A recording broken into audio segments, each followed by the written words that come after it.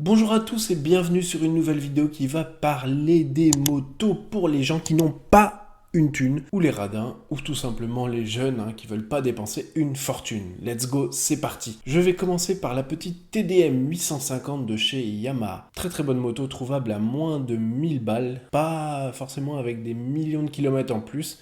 Très bonne moto, un freinage tout à fait correct venant de la R1, oui. Donc plutôt un très bon freinage. Pour les caractéristiques, bon, rien de spécial. Après, à ces prix-là, vous n'allez pas trouver des motos non plus ultra ouf, forcément avec des designs modernes, mais on n'est pas là pour ça. Une tenue de route très bonne, avec des suspensions réglables, une garde au sol juste un petit peu juste pour l'attaque, mais bon, ça peut s'arranger, vous pouvez rehausser vos cale-pieds ou autre, c'est pas un souci. Un petit bicylindre, et moi j'aime beaucoup les bicylindres, surtout pour débuter, ça a bien de la patate, contrairement aux 4 cylindres qui sont plus linéaires et beaucoup plus hauts dans les tours, ce qui fait qu'on a un peu moins de sensations. 74 chevaux, un tout petit peu lourde, 230 kg avec le plein. Bon, on va pas lui reprocher, c'est pas une moto non plus ultra récente, mais ça reste très bon.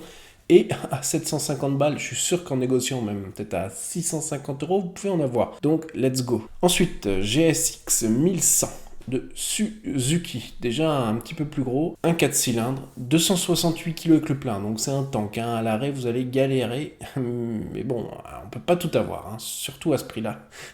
Voilà, vous en avez pour moins de 1000 euros, trouvable très facilement, il y en a partout, vous avez des pièces, etc. Comme sur toutes, d'ailleurs, c'est des motos très répandues, donc vous pouvez trouver facilement des pièces, les réparations du coup sont pas très chères. Si vous faites des trucs vous-même, ça vous coûtera vraiment que dalle ces motos-là. Et les moteurs, pour la plupart dans celles que j'ai choisies, sont plutôt dans le genre increvable. Donc allez-y, pas de soucis.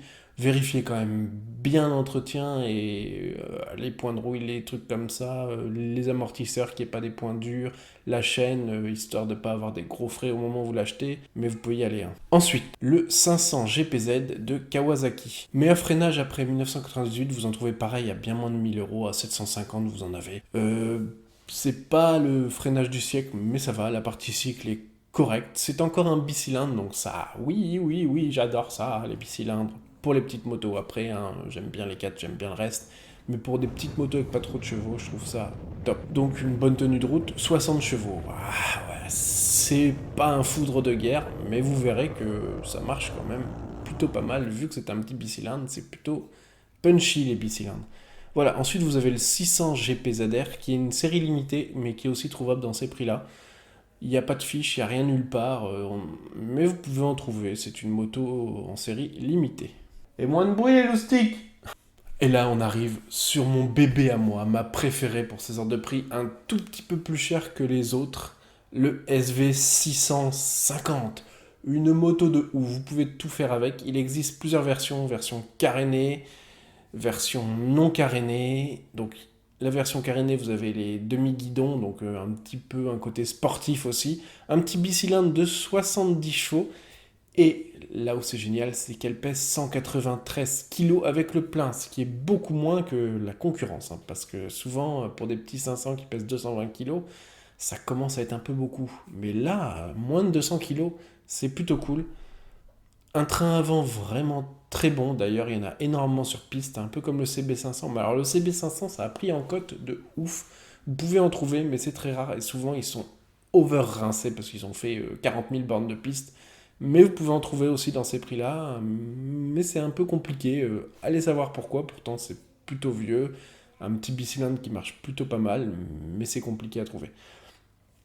Un cadre aluminium, c'est pour ça aussi qu'elle est légère. Et ça, franchement, pour ces prix-là, là, à 1000 balles, c'est génial. Foncez, SV650, c'est de la valeur sûre. En A2, ça marche plutôt pas mal. Évitez juste les petits wheelings parce que ça déjauge et ça va vous défoncer votre moteur. Mais sinon, c'est de la super cam. Ensuite, on passe sur les classiques, le 600 Phaser et le 600 Bandit de chez Yamaha et Suzuki. Donc vous avez 95 chevaux pour le Phaser, 74 pour le Bandit, des 4 cylindres, donc moteur beaucoup plus rageur en haut, mais un petit peu moins fun. Par contre, vous avez des parties cycles et des freinages plutôt corrects sur ces machines-là. Moi, je dis oui. Bon, par contre, c'est un petit peu lourd. Et c'est un 4 cylindres, donc c'est un petit peu moins fun même que les autres, mais ça reste de très bonnes motos et vous en avez à 800 balles moins. Donc foncez, allez-y, les moteurs sont increvables, ou presque bien sûr. Vérifiez quand même toujours votre entretien. et vérifiez un petit peu tout ce que vous pouvez voir visuellement sur la moto avant d'acheter, faites pas n'importe quoi. Ensuite, la 600 et la 900, diversion de chez Yamaha, le tank, mais vous les trouvez pas chers, franchement très fiable, moteur pareil, qui a aucun souci. Le seul défaut, c'est que c'est un petit peu lourd. 265 kg pour la 900, 213 pour la 600, et le moteur manque un petit peu de punch pour ce poids-là, mais franchement, ça reste très correct. Voilà, c'était un petit peu les motos. Bien sûr, il y en a plein d'autres. Ah oui, petit disclaimer, j'ai enlevé les sportives. Souvent, les assurances sont très chères. Donc, je me suis dit que pour les petits budgets, j'allais pas en mettre parce que ça va peut-être plomber le budget, juste l'assurance. Donc voilà, ça passe souvent du kit au double, voire plus. Prenez un courtier, hein. Ça vous coûtera beaucoup moins cher en assurance. Sur ce, je vous dis ciao, à la prochaine pour une nouvelle vidéo. Demain ou après-demain, il y aura une toute petite vidéo où je vous expliquerai, j'ai un petit projet, j'espère que ça vous plaira. Sur ce, bye les riders, à la prochaine.